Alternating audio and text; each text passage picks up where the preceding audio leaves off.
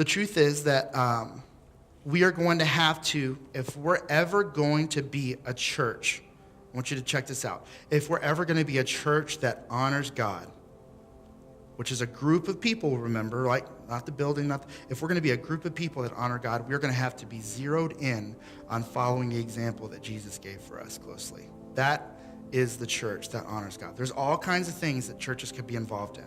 And I mean, think about it. When you're like a young adult and you get your first job and you get that first like real like full-time job paycheck, you remember how amazing that was? And you remember how like it felt like, whoa, like, what am I going to do with all this? I can finally afford to buy that Corvette I've always been wanting. And all of you are like now laughing because you're like, things have changed a little bit now that we've grown up. But the truth is that you get that first paycheck and then you realize real quickly, because you start burning it. There's not much, like maybe you don't have kids yet. Maybe you got like an apartment. Maybe you're just single. Maybe you're, like I can buy pizza every night of the week. Maybe I can go out. I can go see any movie I want. You're starting to think about all this stuff and you budget. And then you find probably, if you're like me, that money runs out pretty quick because you're like, I got this big paycheck, so you go live this baller lifestyle, and then you run out again. And at the end of the month, you're like, how did this happen? And then you start having what? Conversations about budgeting, and you're starting to think about what it looks like to budget your life. What we want to do, what I think that we ought to do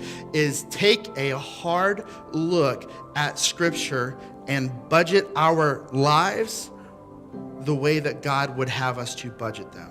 And first and foremost, what Jesus is going to say is, first and foremost, if you want to be great, you need to sacrifice. You need to be, the word is servant, the word is slave, right?